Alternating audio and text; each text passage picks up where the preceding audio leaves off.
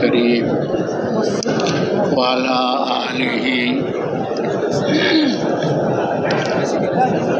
وعلى آله وأصحابه وأمته أجمعين. اللهم صل على سيدنا ومولانا محمد وعلى آل سيدنا ومولانا محمد وبارك وسلم. أما بعد فأعوذ بالله من الشيطان الرجيم. بسم الله الرحمن الرحيم.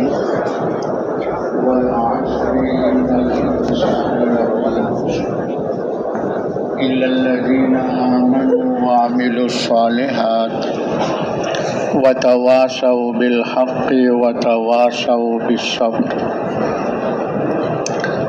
وقال الله سبحانه وتعالى: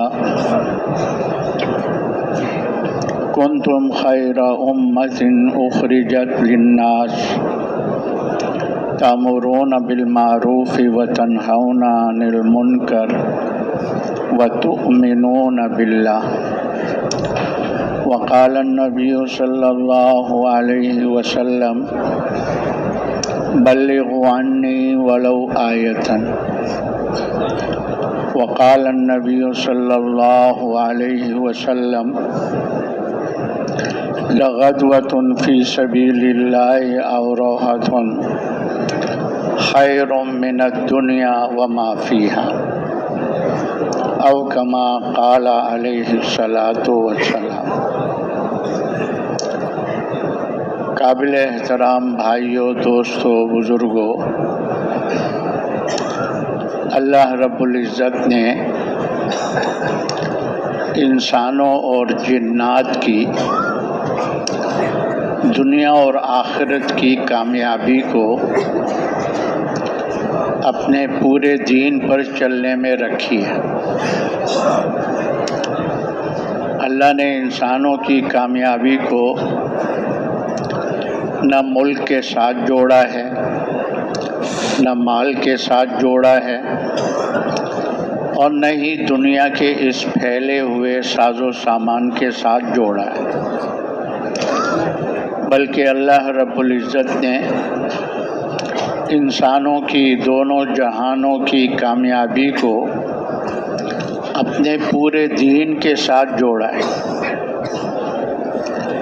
ہر زمانے میں جو انسان کامیاب ہوئے ہیں وہ دین اسلام کی برکت سے ہی کامیاب ہوئے، اور آئندہ زمانے میں جو انسان کامیاب ہوں گے وہ بھی دین اسلام ہی کی برکت سے کامیاب ہوں گے. گزشتہ زمانے میں جو انسان بھی ناکام ہو کر گئے ہیں، ان کی جو ناکامی کا سبب بنا کہ انہوں نے اللہ کے دین کو چھوڑا اور اپنی جی چاہی اور من چاہی پر چلے، اللہ نے ان کو دنیا اور آخرت میں ناکام کر دیا. اور یہی اللہ کی سنت جاریہ قیامت تک کے لیے ہے کہ آئندہ زمانے میں جو انسان جس حیثیت کا ہوگا، اگر اللہ کے دین کو چھوڑ کر اپنی جی چاہی اور من چاہی پہ چلے گا تو جیسے اللہ رب العزت نے پہلوں کو ناکام کیا، ایسی اللہ ان بعد والوں کو بھی ناکام فرمائیں گے. تو کامیابی کا جو راستہ ہے وہ اللہ کا دین ہے. اگر دین کے بغیر نظر آ رہا ہے تو یہ انسان کی آنکھ کا دھوکہ ہے، اور یہ دھوکہ موت پر کھل جائے گا.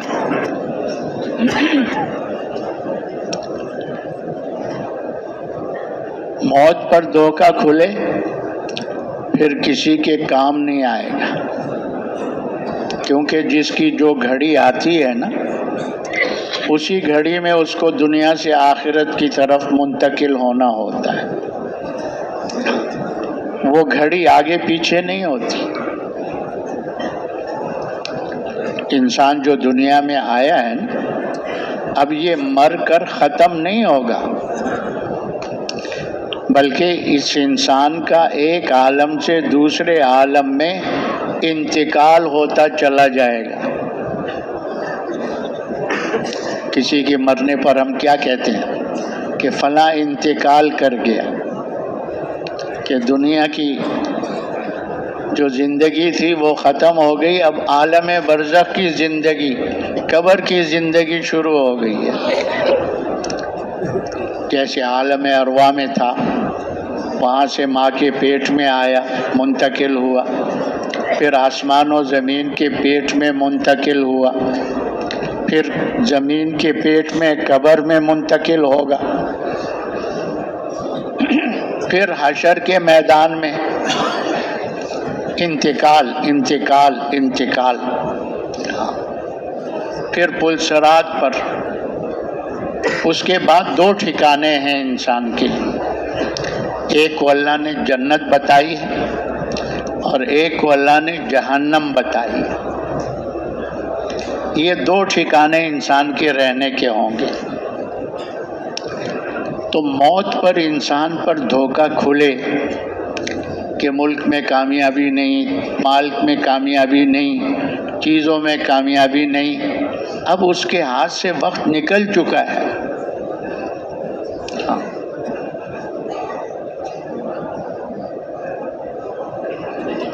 موت سے پہلے پہلے اس دھوکے سے نکلنا ہے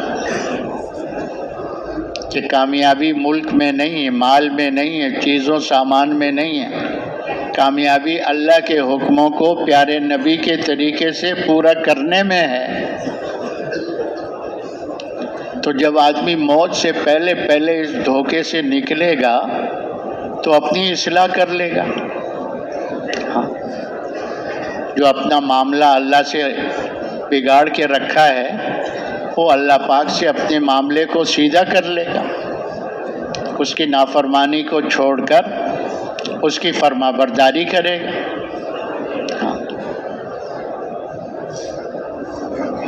اور اللہ تبارک و تعالیٰ نے اس موت کے وقت نہ انسان کا وہ ایمان کام آئے گا نہ وہ توبہ کام آئے گی۔ موت کے وقت جب عالم آخرت غیب کے اندر ہے، توبہ کرے گا قبول ہوگی، ایمان لائے گا قبول ہوگا، لیکن جب موت کے وقت سکرات کے عالم میں آخرت آنکھوں کے سامنے آ جائے گی، اب وہ جتنا بھی ایمان لائے، جتنا بھی توبہ کرے، یہ اللہ کے یہاں قابل قبول نہیں ہے کہ دیکھ کر ایمان لایا۔ ایمان نام تو غیب پر ایمان لانے کا ہے۔ ہاں، یؤمنون بالغیب، ہاں، کہ آخرت چھپی ہوئی ہے، ہمارا یقین ہے کہ قبر کی زندگی بھی ہے، حشر کی زندگی بھی ہے، پل صراط کی زندگی بھی ہے، ہاں، جنت بھی ہے، دوزخ بھی ہے۔ اللہ پاک کی ذات اپنی ساری صفات کے ساتھ موجود ہیں۔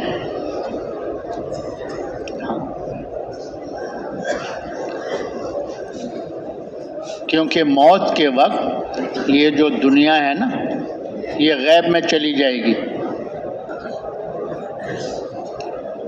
جب کہتے ہیں نا کہ بھائی یہ تو اب بول نہیں سک رہا، اب یہ کسی کو پہچانتا نہیں ہے، تو دنیا تو اس کی آنکھوں سے غائب ہو گئی ہے، وہ کسی سے کیا بولے گا؟ دنیا تو اس کی آنکھوں سے غائب ہو گئی ہے، وہ کسی کو کیا پہچانے گا؟ وہ تو فرشتوں کو دیکھ چکا، ملک الموت کو دیکھ چکا، اس کے سامنے ہے۔ تو اس وقت میں ایمان لانا، اس وقت میں توبہ کرنا، اس ایمان کی اور توبہ کی اللہ کے نزدیک کوئی قیمت نہیں۔ مشاہدے پر تو جانور چلتے ہیں، ہاں، اس میں انسان کا کیا کمال ہے؟ بکری ہے، اس کو گھاس دکھا دو تو قریب آ جائے گی، اور اس کو اٹھا کر روڑا وہ ڈنڈا دکھاؤ تو بھاگ جائے گی۔ کتے کو ہڈی یا بوٹی دکھاؤ تو قریب آ جائے گا، اور اگر اس کو روڑا اور پتھر اٹھا کے دکھایا تو کیا ہو جائے گا؟ بھاگ جائے گا۔ تو مشاہدے پر تو جانور چلتے ہیں، انسان کا اس میں کیا کمال ہے؟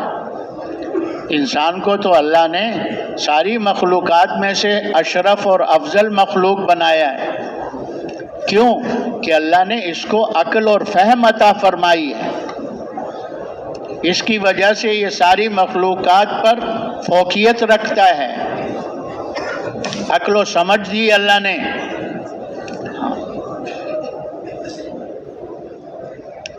آپ بتاؤ، اگر یہ جو آخرت کے مناظر آنے والے ہیں ان میں سے کوئی ایک منظر اللہ دنیا میں کھول دے تو آپ کو اس روئے زمین پر کوئی کافر نہیں ملے گا۔ تھوڑا سا اللہ کسی کی موت کے منظر کو کھول دے کہ روح کیسے قبض ہو رہی ہے، یا قبر میں سے کوئی پردہ اللہ ہٹا دے کہ قبر کیا ہے، جنت کا باغ ہے یا جہنم کا گڑھا ہے، تو بتاؤ اس روئے زمین پر کوئی کافر نام کا آدمی ملے گا آپ کو؟ تو دیکھ کر ایمان لانا، دیکھ کر توبہ کرنا، اس کو توبہ نہیں کہتے، اس کو ایمان نہیں کہتے۔ وہ تو فرعون کا واقعہ اللہ نے قرآن میں ذکر کیا۔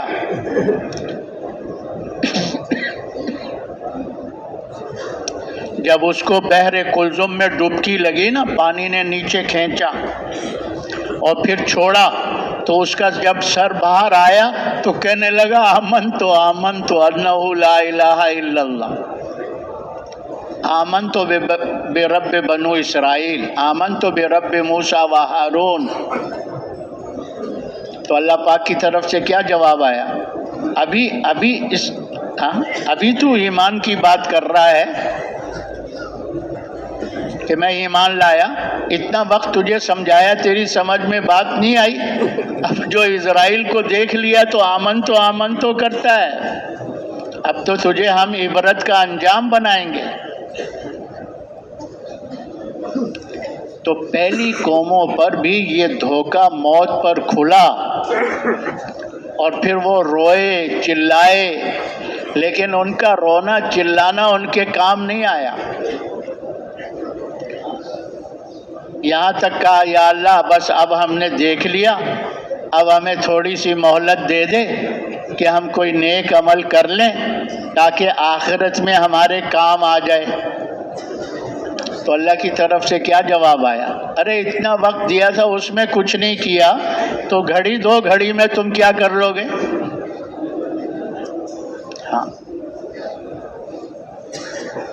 تو موت سے پہلے اس دھوکے سے نکلنا ہے کہ کامیابی ملک میں نہیں ہے، مال میں نہیں ہے، دنیا کے اس پھیلے ہوئے اسباب و سامان میں نہیں ہے۔ کامیابی اللہ کے حکموں کو پیارے نبی کے طریقے سے پورا کرنے میں ہے۔ ہاں، قرآن کریم میں اللہ پاک اسی بات کو سمجھا رہے ہیں، اسی بات کو بتا رہے ہیں، بار بار۔ ایک جگہ اللہ فرما رہے ہیں من عمل صالحا من ذکر او انثى وهو مؤمن فلنحيينه حياة طیبة ولنجزينهم اجرهم باحسن ما كانوا يعملون۔ اللہ پاک فرما رہے ہیں جو بھی نیک عمل کرے، کیا مطلب؟ دین اسلام کے مطابق زندگی گزارے، بشرطے کہ ایمان والا ہو، مرد ہے یا عورت ہے، ہم اس کو دنیا میں طیب زندگی دیں گے، پاکیزہ زندگی دیں گے۔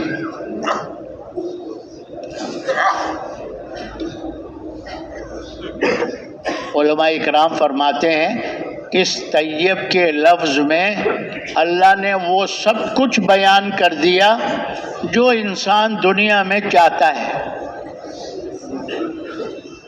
ہر انسان دنیا میں کیا چاہتا ہے؟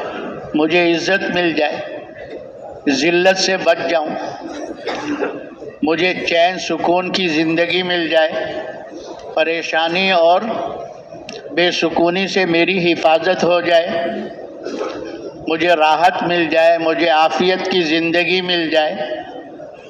کیوں بھائی؟ ہر انسان یہی چاہتا ہے نا دنیا میں، بولو بولو بولو، یہی چاہتا ہے۔ یہ جتنی بھی محنتیں دنیا میں انسان کر رہا ہے کس لیے؟ کہ یہ دنیا کی زندگی آرام سے گزر جائے۔ اور اللہ پاک فرما رہے ہیں کہ عزت، چین، سکون، اطمینان، راحت، عافیت کس چیز سے ملے گی؟ ایمان اور اعمال صالحہ سے۔ کس سے ملے گی بھائی؟ بعض قرآن کی آیتیں، بعض قرآن کی آیتوں کی تفسیر ہے۔ ایک آیت میں اللہ فرما رہے ہیں ان الذین آمنوا وللہ العزت ولرسولہ وللمؤمنین، کہ عزت کس کے لیے ہے؟ اللہ کے لیے ہے، اللہ کے رسول کے لیے ہے، اور کس کے لیے ہے؟ ایمان والوں کے لیے ہے۔ ایمان ہوگا اللہ عزت سے نوازے گا۔ عزت دینے کے لیے اللہ نے بڑی کرسی نہیں بتلائی، بڑی کوٹھی نہیں بتلائی، بڑی کار موٹر یہ چیزیں نہیں بتلائی، بینک بیلنس اور دنیا کے حلا بلا۔ اللہ فرما رہے ہیں کہ ایمان ہوگا اللہ اس کو عزت سے نوازے گا، چاہے چٹائی پر بیٹھا ہو، چاہے موٹا کھدر پہنا ہوا ہو، روکی سوکھی روٹی کھا رہا ہو، ہاں اللہ اس کو اس حال میں عزت دے دے گا۔ تو عزت کے لیے ایمان، ان الذین آمنوا تطمئن قلوبهم بذکر اللہ، الا بذکر اللہ تطمئن القلوب، کہ ایمان والوں کے دلوں کو سکون اللہ کی یاد سے ملتا ہے۔ فرمایا غور سے سن لو، دلوں کا سکون اللہ کی یاد میں ہے۔ ہاں،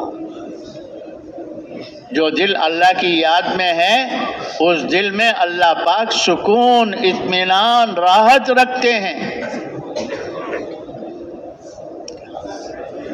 سکون کا حاصل کرنا اس دنیا کی چیزوں سے نہیں ہے۔ دیکھو عزت اندر کا حال ہے، ذلت اندر کا حال ہے، اطمینان راحت اندر کا حال ہے، پریشانی اور یہ اندر کا حال ہے۔ اس لیے اس کا تعلق اللہ نے باہر کی چیزوں سے رکھا ہی نہیں ہے، یہ تو اندر کے اعمال کے ساتھ اللہ نے جوڑی ہیں۔ اگر اندر کے اعمال ایسے ہیں جیسے اللہ فرما رہے ہیں تو اندر سکون ہی سکون ہوگا، عزت ہی عزت ہوگی، راحت ہی راحت ہوگی، اطمینان ہی اطمینان ہوگا، عافیت والی زندگی ہوگی۔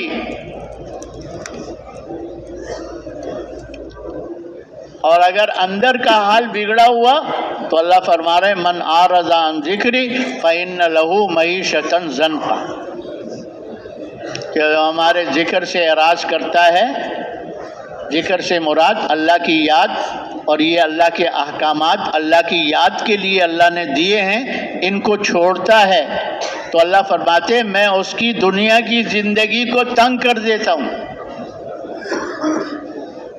ہاں جی، سب کچھ کے ہوتے ہوئے آدمی ذلیل ہوگا، سب کچھ کے ہوتے ہوئے آدمی پریشان ہوگا، بے سکون ہوگا، بے اطمینان ہوگا۔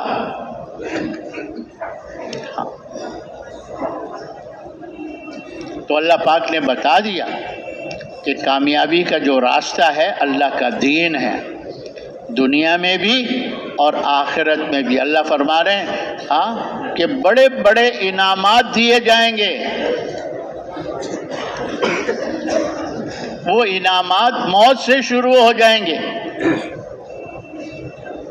اس نیک انسان کی روح کو بڑے آرام سے اس کے بدن سے جدا کیا جائے گا، اللہ کی بارگاہ میں لے جائیں گے، آسمانوں میں استقبال ہوگا، اعلیٰ علیین جنتیوں کی روحوں کے ساتھ رکھ دیا جائے گا۔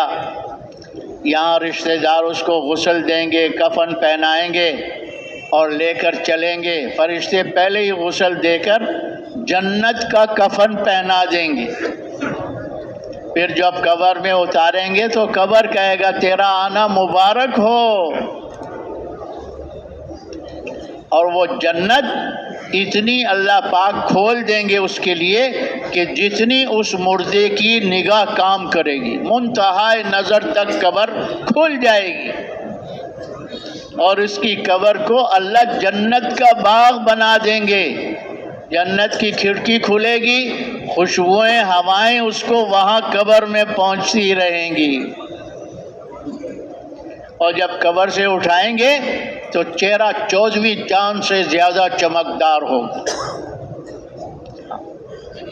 اللہ اپنے قیامت کے دن عرش کے نیچے اس کو جگہ دیں گے، نور کے ممبر پر بٹھائیں گے، مشک اور عنبر کی ٹیلوں پر سیر کروائیں گے، اور حساب کتاب میں بہت آسانی والا معاملہ کریں گے، اور عمل نامہ اس کا دائیں ہاتھ میں دیں گے، اور فرشتے سے کہیں گے کہ لے جاؤ میرے اس نیک بندے کو میرے مہمان خانے جنت میں داخل کر دو،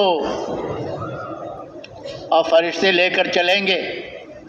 پل صراط کی گھاٹی درمیان میں ہے، ایسے فرشتے اس کو گزار کے لے جائیں گے جیسے پلک جھپکتی ہے، جیسے بجلی کڑکتی ہے۔ 1500 سال کا راستہ یوں گزر جائے گا، اور فرشتے کہیں گے کہ یہ تیرا ٹھکانہ ہے، یہ تیری جنت ہے، اس میں داخل ہو جا۔ اور وہ جنت، اللہ اکبر، کہتے وہ جنتی اپنی جنت کے دروازے کو دیکھتا رہے گا، دیکھتا رہے گا، دیکھتا رہے گا، 40 سال گزر جائیں گے۔ وہ دروازہ کیسا ہوگا جنت کا، جس کو 40 سال اس کے دیکھنے میں گزر گئے۔ اندر سے اس کی حوریں، اس کے غلمان، اس کی باندیاں اس کو کہیں گی آقا آپ تو دروازے پر ہی اٹک گئے، آپ کی آنکھوں کی ٹھنڈک کا سامان تو اللہ نے اندر بنایا، اندر تشریف لائیے۔ اور اندر کی نعمتیں کیسی ہوں گی؟ حضور صلی اللہ علیہ وسلم کی حدیث کا مفہوم ہے ما لا عین رأت ولا اذن سمعت ولا خطر علی قلب بشر۔ کسی آنکھ نے دیکھی نہیں ہیں وہ نعمتیں، کسی کان نے سنے بھی نہیں ہیں، کسی کے دل پر ان کا خیال بھی نہیں گزرا۔ جنت کی کیسی نعمتیں ہوں گی، کھانے کی نعمتیں، پینے کی نعمتیں، پہننے کی نعمتیں، مکانات کی نعمتیں، سواریوں کی نعمتیں، اور وہاں کی خوبصورت حور بیویاں، خوبصورت کہ جن کے رخسار میں جنتی اپنی تصویر دیکھے گا شیشے کی طرح، ان کے دل میں جنتی اپنی محبت کی لہریں اٹھتے ہوئے دیکھے گا کہ اس جنتی حور کے دل میں میری کتنی محبت ہے۔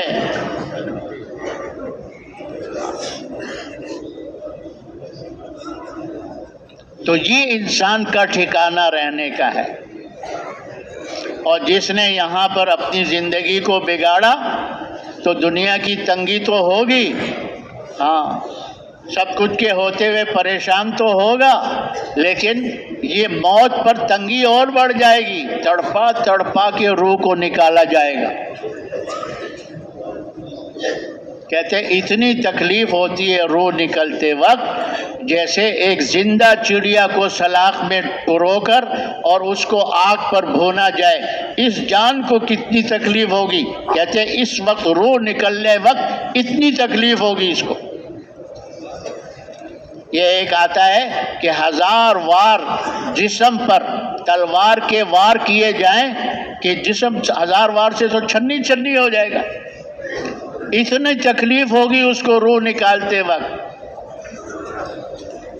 پھر قبر میں جائے گا تو یہ تنگی اور بڑھ جائے گی۔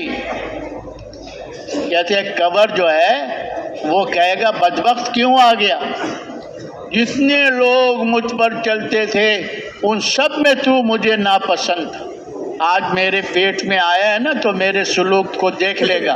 کہتے ہیں قبر اتنی تنگ ہو جائے گی کہ پسلیاں ایک دوسرے میں ایسے گھس جائیں گی جیسے یہ ہماری انگلیاں ایک دوسرے میں گھس جاتی۔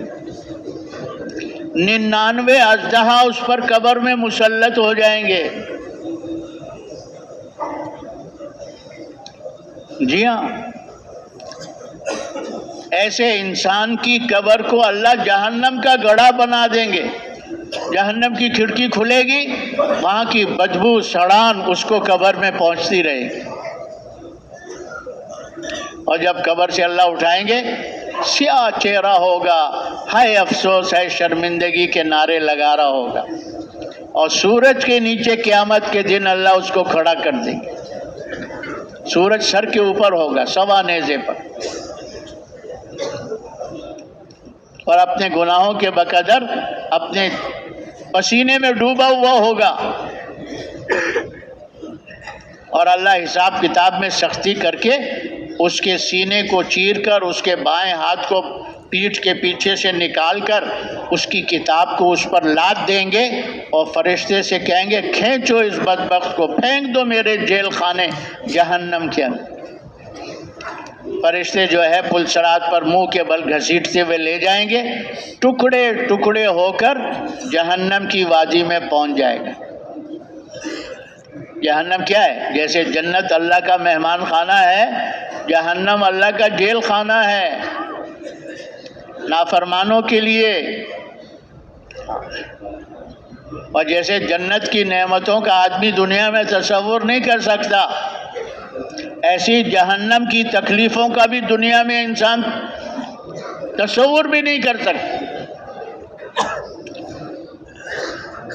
کہتے جہنم کی آگ اس دنیا کی آگ سے 70 درجے تیز ہے۔ کتنے؟ کہتے ہیں ایک جہنمی کو جہنم کی آگ سے نکال دو اور اس دنیا کی آگ میں ڈال دو تو وہ دنیا کی آگ میں سو جائے گا۔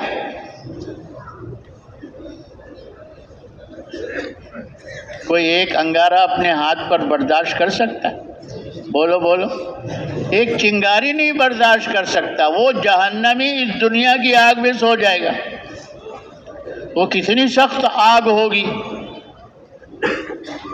پھر وہاں کی بھوک، وہاں کی پیاس۔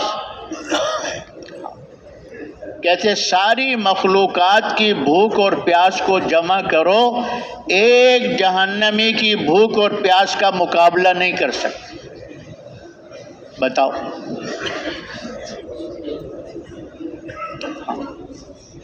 وہاں کے سانپ، وہاں کے بچھو، اتنے زہریلے کہ ایک دفعہ ڈنگ لگائیں گے ہزاروں سال تک وہ تکلیف نہیں جائے گی۔ اور آدمی وہاں مرے گا نہیں، ختم نہیں ہوگا، جلتا رہے گا، بنتا رہے گا، جلتا رہے گا، بنتا رہے گا۔ اور اللہ اس جہنمی کے بدن کو اتنا بڑا کر دیں گے، جیسے جنتیوں کے بارے میں آتا ہے کہ آدم علیہ السلام جیسا قد ہوگا، 60 ہاتھ لمبا، 30 ہاتھ سینہ چوڑا، یہ جنتی کے جسم کا بتایا ہے۔ لیکن جہنمی کا جسم اتنا بڑا ہوگا اور اللہ اتنا بڑا بنا دیں گے کہ اس کو زیادہ تکلیف پہنچے کہتے ایک جہنمی کی ڈاڑھ یعنی بڑا دانت، ڈاڑھ جس کو کہتے ہیں، وہ احد پہاڑ کے برابر ہوگا۔ احد کا پہاڑ 9 میل ہے، 9 میل۔ جب ایک داڑھ اتنا بڑا ہوگا، یہ 4 ادھر 4 ادھر، پھر 4 ادھر 4 ادھر، یہ ساری 32 دانت، بتاؤ وہ چہرہ کتنا بڑا ہوگا اور چہرے کے نیچے جسم کتنا بڑا ہوگا،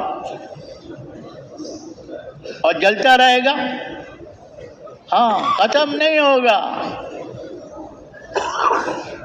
اسی کو اللہ پاک فرما رہے ہیں وَمَنْ زُحْزِحَ عَنِ النَّارِ وَأُدْخِلَ الْجَنَّةَ فَقَدْ فَازَ۔ قیامت کے دن جو جہنم سے بچا لیا گیا اور جنت میں داخل کر دیا گیا، بس تحقیق یہ انسان کامیاب ہو گیا، یہ انسان کامیاب ہو گیا۔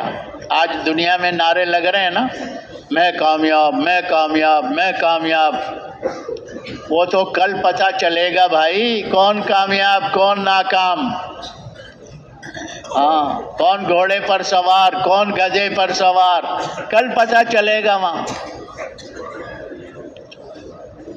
تو اللہ تبارک و تعالیٰ نے انسانوں کو دین پہنچانے کے لیے اور دین پر چلانے کے لیے ہر زمانے میں نبیوں اور رسولوں کو بھیجا کہ جاؤ میرے بندوں کو سمجھاؤ، ان کو بتاؤ کہ کامیابی کا راستہ اللہ کا دین ہے، اللہ کے حکموں کو پورا کرو۔ اب جنہوں نے نبیوں کی باتوں کو مانا، دین پر چلے، اللہ نے ان کو کامیاب کیا، چاہے دنیا کے نقشے تھے یا نہیں تھے۔ اور جنہوں نے نبیوں کی بات کو نہیں مانا، اللہ نے ان کو دنیا اور آخرت میں ناکام کر دیا، دنیا میں بھی تباہ و برباد ہوئے اور آخرت میں دردناک عذاب کا اللہ نے ان کے لیے عذاب علیم کا فیصلہ کیا۔ تو اللہ پاک لوگوں کی ہدایت کے لیے سمجھانے کے لیے نبیوں کو بھیجتے تھے، اور یہ نبیوں کا سلسلہ آدم علیہ السلام سے شروع ہوا، ہمارے اور آپ کے نبی حضرت محمد صلی اللہ علیہ وسلم تک اللہ نے چلایا۔ آپ صلی اللہ علیہ وسلم کو اللہ رب العزت نے خاتم النبیین بنا کر بھیجا، رحمت للعالمین بنا کر بھیجا، کافۃ للناس بشیرا و نذیرا بنا کر بھیجا۔ آپ پر اللہ نے نبوت کے دروازے کو بند فرما دیا۔ اب آپ صلی اللہ علیہ وسلم کے بعد کوئی نبی اور رسول آنے والا نہیں ہے، قیامت تک انسانیت آتی رہے گی، اور پہلے نبی رہنمائی کے لیے رہبری کے لیے بھیجے جاتے تھے، حضور پر وہ بات ختم کر دی اللہ نے۔ اب قیامت تک جو آنے والے انسان ہیں ان کی رہبری رہنمائی کون کرے گا، کون سیدھا راستہ دکھلائے گا، کون اس پر چلائے گا؟ تو ہمارے بڑے فرماتے ہیں اللہ رب العزت نے نبوت کے دروازے کو تو بند کر دیا، لیکن کار نبوت کو اللہ پاک نے بند نہیں کیا۔ کار نبوت قیامت تک جاری و ساری رہے گا جب تک اللہ چاہیں گے۔ پہلے یہ ذمہ داری اللہ نبیوں کو دے کر بھیجتے تھے، اب ختم نبوت کی برکت سے یہ ذمہ داری اللہ نے امت محمدیہ صلی اللہ علیہ وسلم کے ذمہ لگایا۔ اس امت کو اللہ نے ساری امتوں پر فضیلت عطا فرمائی ہے۔ کیا فرمایا؟ کنتم خیر امت، ارے امت محمدیہ تم بہترین امت ہو۔ کیوں؟ اخرجت للناس، کہ تم لوگوں کی بھلائی کے لیے نکالے گئے ہو، نفع رسانی کے لیے نکالے گئے ہو۔ وہ بھلائی اور نفع رسانی کیا ہے؟ تامرون بالمعروف، ارے دین اسلام کی طرف، نیکی کیا ہے؟ دین اسلام کی طرف بلاتے ہو۔ وتنہون عن المنکر، اور بے دینی سے، منکرات سے، گناہوں سے روکتے ہو، منع کرتے ہو۔ وتؤمنون باللہ، اور اللہ کی ذات پر ایمان رکھتے ہو۔ تو اللہ نے وہ کام جو پہلے نبیوں کو دے کر بھیجتے تھے، ختم نبوت کی برکت سے وہ کام، وہ ذمہ داری، وہ محنت اس امت کے ذمہ لگائی ہے۔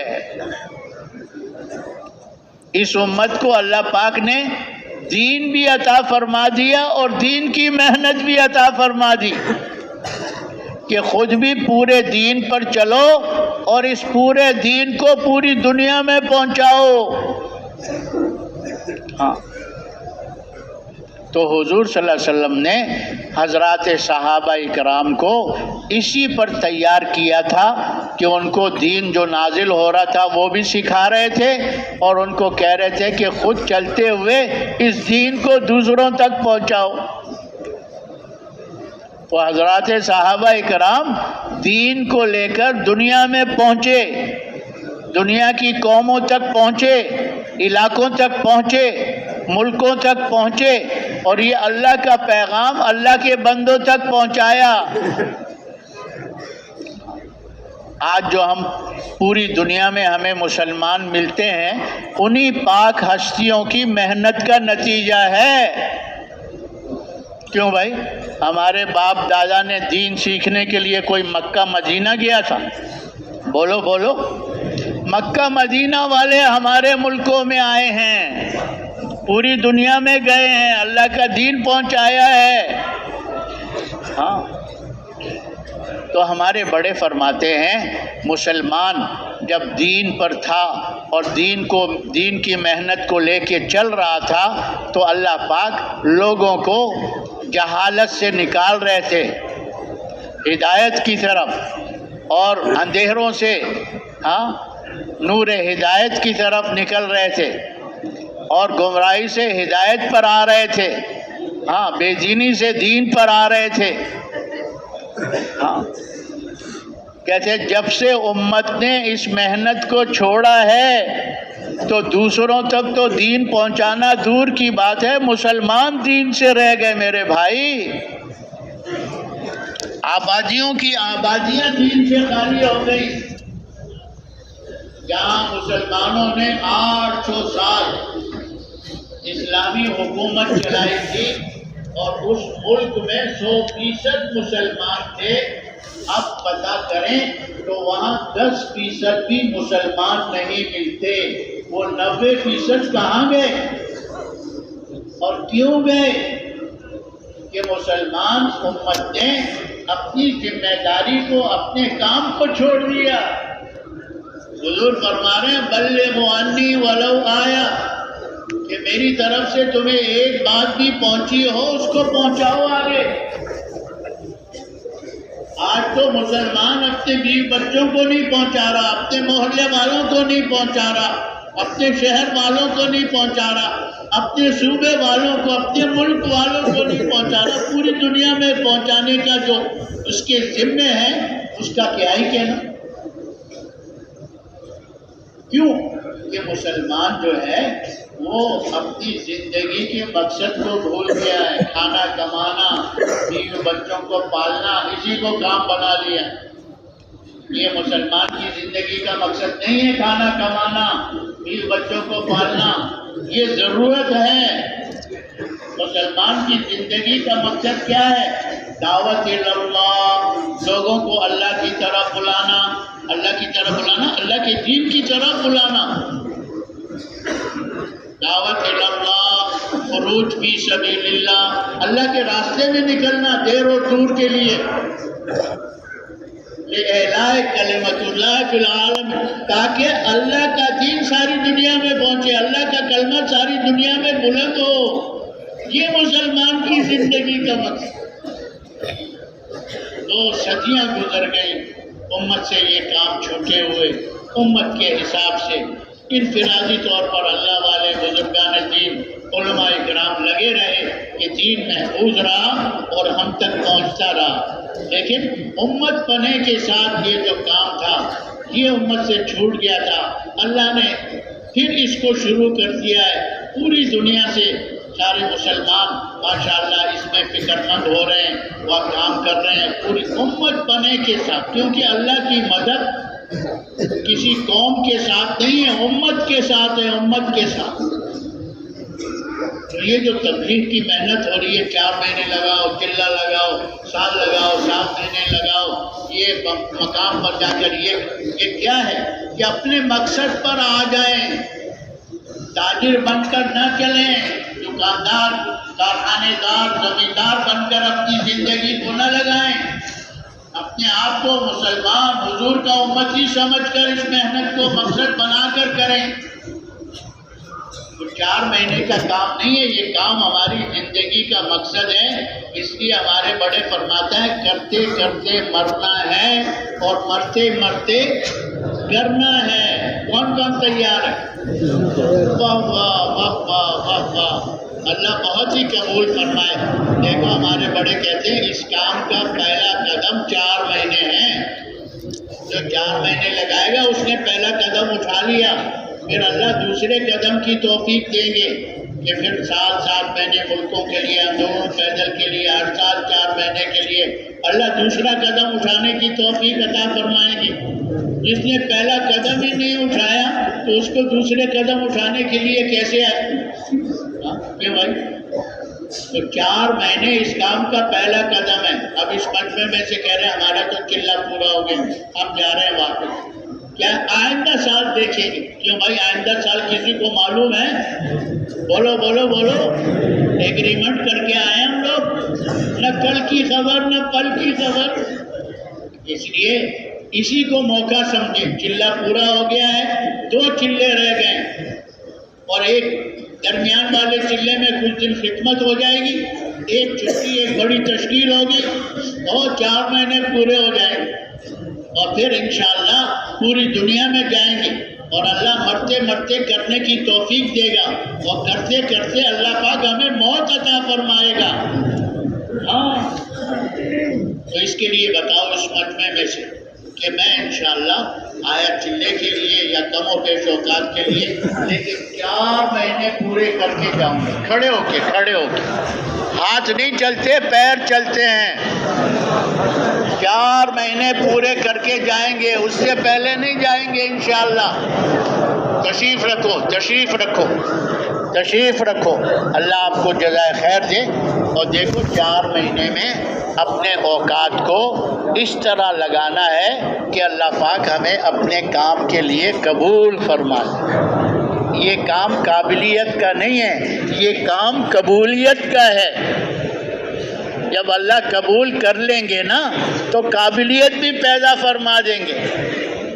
اب کنتم خیر امت میں اللہ نے امت کو بتایا کہ یہ میرے کام کے لیے ہے، سب کے لیے یہ بات بتائی، لیکن امت میں سے بھی چنتے ہیں کس سے کام لینا ہے اور کتنا کام لینا ہے۔ اس لیے اس 4 مہینے کے دوران اپنے آپ کو اللہ سے قبول کروانا ہے۔